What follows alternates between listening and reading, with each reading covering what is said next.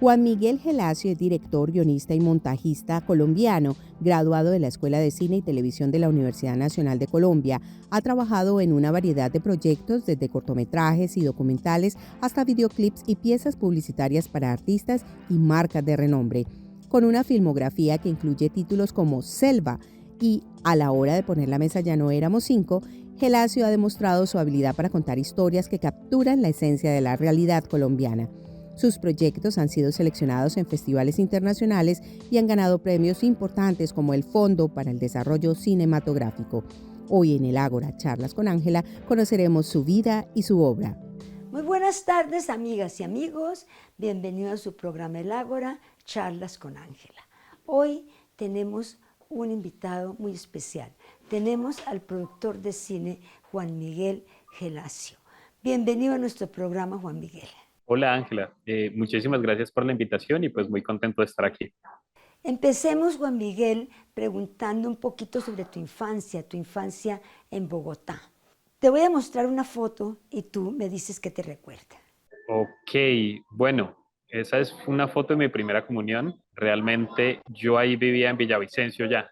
Yo nací en Bogotá, pero no viví en Bogotá como tal, sino que me fui muy chiquito a Medellín hasta los 7 años más o menos y de ahí me fui a Villavicencio. Entonces como que Bogotá realmente no es como algo muy central en mi vida, en mi infancia, sino que yo siento que lo que determinó pues lo que yo era y donde crecí es Villavicencio.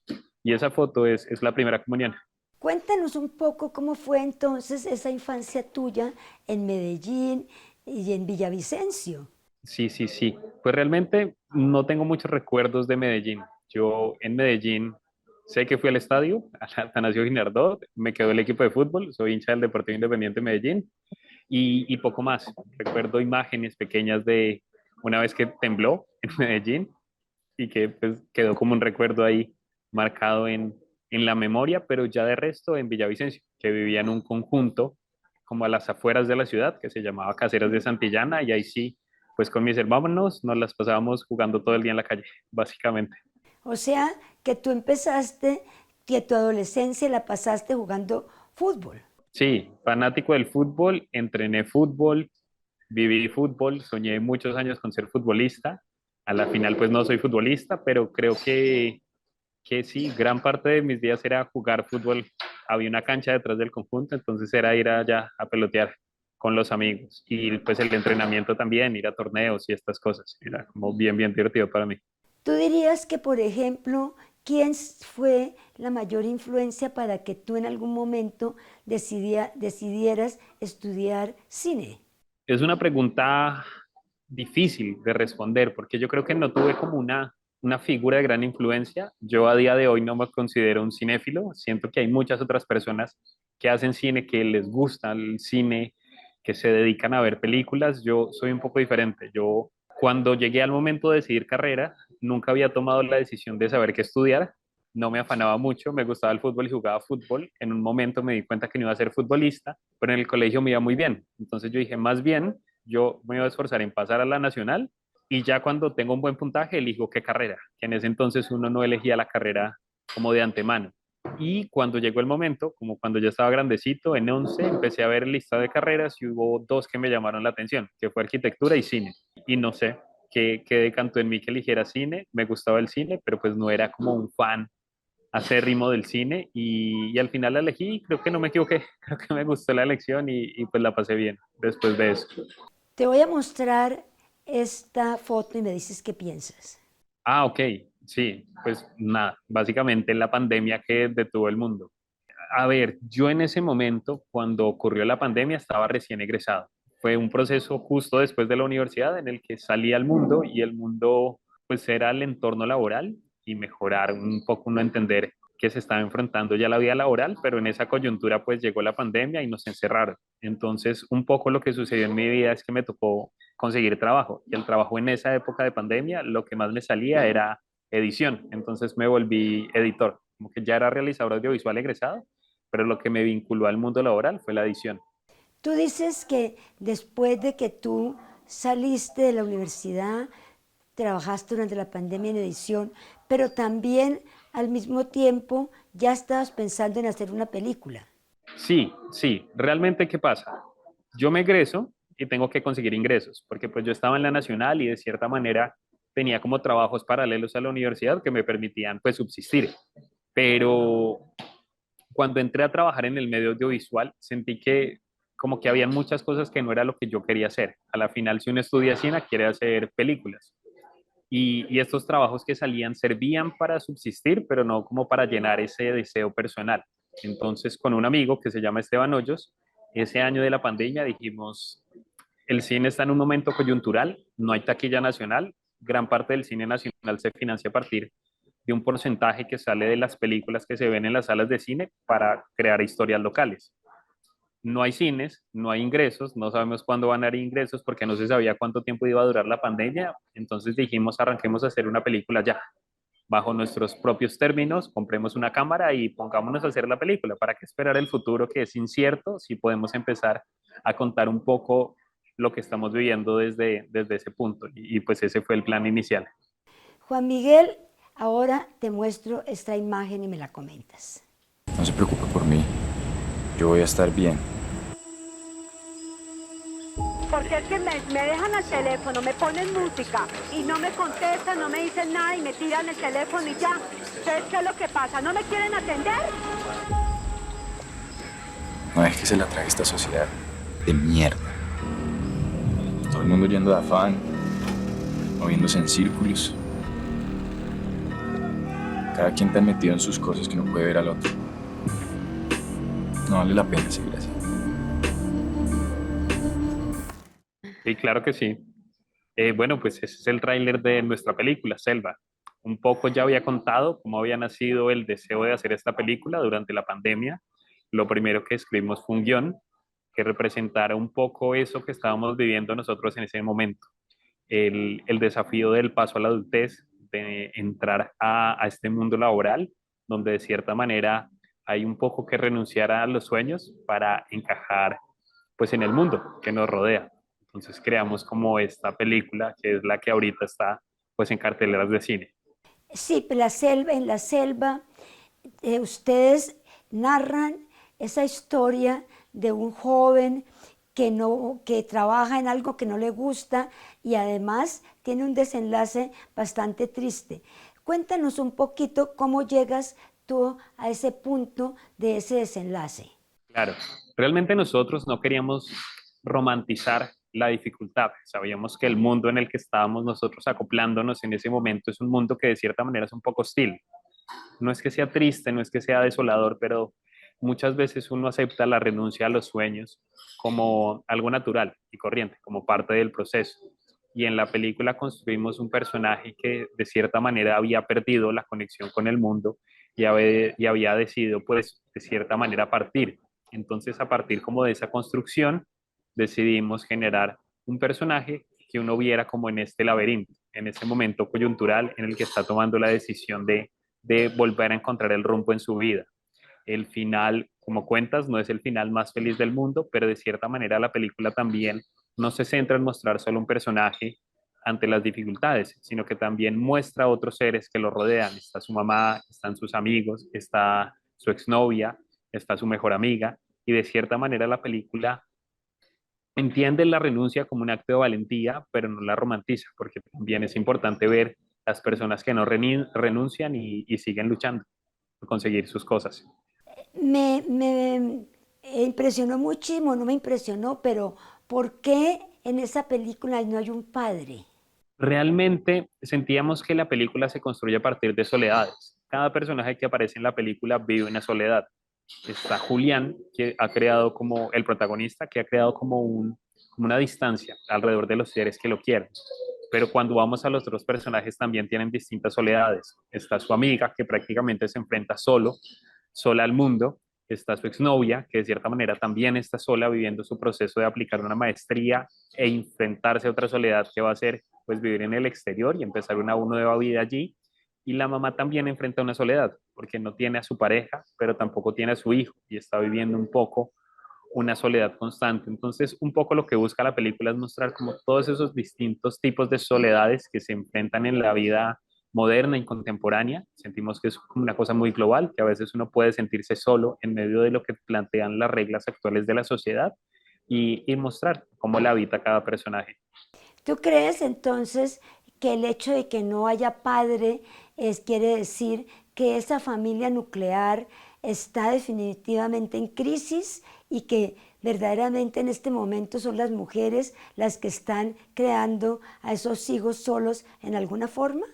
De cierta manera, sí, la película no busca ser explícita acerca de esta ausencia del padre, se plantea algo como un proceso natural y siento yo que muchas personas en Colombia lo pueden sentir así. A veces está el padre, a veces no está y también pues es un modelo de familia que sigue siendo nuclear porque la madre y el hijo forman un núcleo muy importante en la familia, pero que acostumbran a construir dinámicas pues con ese tipo de relaciones y en la película lo que de cierta manera se distancia la relación madre-hijo, que es la que más se construye y se fortalece a partir de este desencuentro. Entonces, sí, o sea, la respuesta sería sí, pero pues también está matizado en un contexto que no se centra tanto como esto, como el conflicto de la familia. Sí, esa parte me pareció muy diciente y también el hecho de que el único amigo que él verdaderamente tenía era un habitante de la calle. Eh, ¿Cómo llegas tú a esa conclusión? Realmente nosotros no pensamos que fuera como su único amigo, sino que cuando tiene el encuentro con esta persona habitante de la calle, él está hablando con una persona desconocida que ve en él sus flaquezas, que lo confronta, que le pregunta qué está haciendo, qué está buscando, porque está ahí solo en un parque. Entonces, en esta conversación lo que nosotros buscamos es también que el espectador pueda confrontar al protagonista, lo que te contaba. Nosotros no queríamos romantizar la renuncia, queríamos que se entendiera el personaje como un arquetipo narrativo, pero que cuando uno viera la película, uno cuestionara sus acciones y de cierta manera este ser extraño que llega a conversar con él lo confronta y le pregunta un poco acerca de lo que está haciendo. Y eso también pues es otro motivante en ese día narrativo que cuenta Julián. Sí, verdaderamente sí me parece, esa parte, digamos, cómo llegan ustedes a esta gran película, porque verdaderamente me parece una gran película. Creo que ustedes ya han ganado algunos premios con esa película. Sí, nosotros estuvimos en, lo primero que ganamos fue el Fondo de Desarrollo Cinematográfico de Desarrollo. Ganamos después el Fondo de Desarrollo Cinematográfico de Postproducción en términos de financiación por concurso. Y también estuvimos en varios festivales. Estuvimos en el Festival de Cine de Cartagena, en un laboratorio que se llama Encuentro Internacional de Productores. Estuvimos en el Festival de Cine de San Sebastián, que es un festival clase A que se hace en España. Justamente ahorita estoy de nuevo acá en el festival, pero con otra película. Y ahorita pues ya tuvimos el estreno en Bogotá, pero en el mes de octubre vamos a estar también estrenando en la Mostra de Cine de Sao Paulo. Esta película, La Selva. Sí, señora, La Selva. Esto que te cuento son como de todos los logros que ha tenido como por participación en cosas la película. ¿Y La Selva ya está en las carteleras de Cine Colombia o simplemente en sitios alternativos? Nosotros, es una buena pregunta, planteamos un escenario diferente. ¿Qué pasa?